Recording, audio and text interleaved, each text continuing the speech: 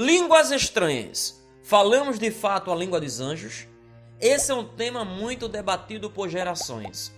Existem alguns cristãos que conhecem o dom de línguas como descrito na Bíblia, mas a natureza e o papel desse dom são discutíveis.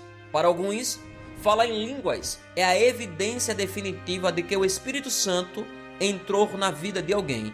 Já outros pensam, se alguém não tem um dom, lhe falta o Espírito. Para eles, possuir o dom de línguas é o básico para que se tenha uma experiência espiritual mais profunda e o poder espiritual. Frequentemente, aqueles que pensam assim acreditam que as línguas de Atos capítulo 2 e as línguas de 1 Coríntios capítulo de número 12 são a mesma coisa. São essas dúvidas que vamos tirar aqui. Mas antes disso, não deixe de se inscrever no canal, ativar também o sininho para receber as nossas notificações quando o novo vídeo for publicado no canal.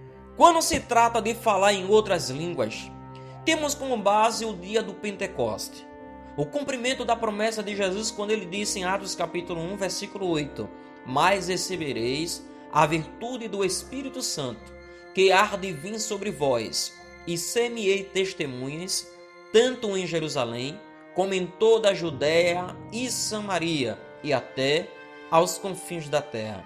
Essa promessa teve apenas a duração de 10 dias após a ascensão de Cristo aos céus.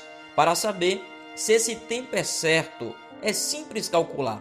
Jesus é crucificado no dia da Páscoa. Da Páscoa até o dia de Pentecoste são apenas 7 semanas, ou seja, 50 dias após a Páscoa. Jesus, depois de ressuscitar, permanece na terra por 40 dias, conforme o registro de Atos, capítulo de número 1, versículo de número 3. Então, restava apenas 10 dias para o cumprimento de sua promessa, que se cumpriu em Atos, capítulo de número 2.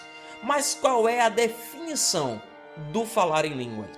No grego, glossolalia, é de fato uma manifestação sobrenatural do Espírito Santo. É uma expressão vocal inspirada pelo Espírito, mediante a qual o crente fala numa língua glossa que nunca aprendeu, conforme o registro de Atos capítulo 2, versículo 4, em 1 Coríntios capítulo 14, versos de número 14 e o verso de número 15. Estas línguas podem ser humanas e atualmente faladas ou desconhecidas na terra. Para você entender de uma vez por todas, quando o crente fala em línguas, ocorre uma união do espírito do homem se comunicando com o Espírito Santo. Por essa razão, não entendemos por ser uma língua sobrenatural e ser uma comunicação entre dois seres espirituais, e por Espírito falar em mistério. As línguas de Atos 2 são línguas estranhas. Se for colocar Atos capítulo 2 e 1 Coríntios capítulo de número 14, vão dizer que não. Mas vamos lá. 1 Coríntios capítulo de número 14. Porque se eu orar em línguas desconhecidas, o meu espírito ora bem, mas o meu entendimento fica sem fruto. Que farei, pois? Orarei com espírito, mas também orarei com entendimento. Cantarei com espírito, mas também cantarei com entendimento. Aqui Paulo diz que o Espírito fala em mistério, do qual o crente não entende e nem ninguém. Só terá compreensão com o dom de interpretação. Já no caso de Atos capítulo de número 2, não precisaram de interpretação, porque todos que estavam reunidos entendiam na sua própria língua. Só lembrando que os 120 discípulos que foram batizados, eles não entendiam as línguas que falavam, porque eram galileus. Então, se lembrar da definição do falar em línguas, vamos concluir que sim, esse momento foi dado o dom de línguas estranhas para eles, porque o ato de estranho fica até existir alguém que tem um dom de interpretação ou alguém que fala a língua que está sendo manifestada. Em Atos capítulo 2 diz: e todos foram cheios do Espírito Santo e começaram a falar noutras línguas, conforme o Espírito Santo lhe concedia que falasse. O Espírito Santo capacitou cada um deles a falar em línguas de todas as nações, espalhado na diáspora.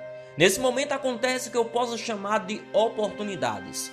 Deus usa o dom de línguas para um propósito, a tal ponto deles pensarem Se esse Jesus é poderoso o suficiente para fazer que esses galileus falem nossas línguas de nascimento sem ter aprendido, então não teria dificuldade de ressurgir entre os mortos. Veja o registro de Atos, capítulo de número 2. E em Jerusalém estava habitando judeus, homens religiosos de todas as nações que estão debaixo do céu.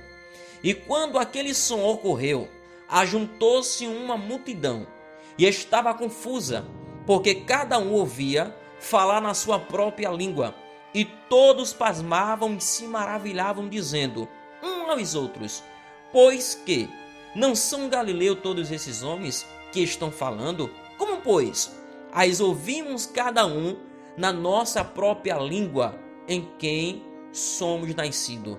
Não iremos encontrar na Bíblia outro momento como esse. Deus usou o dom de línguas sem precisar de um intérprete nesse momento.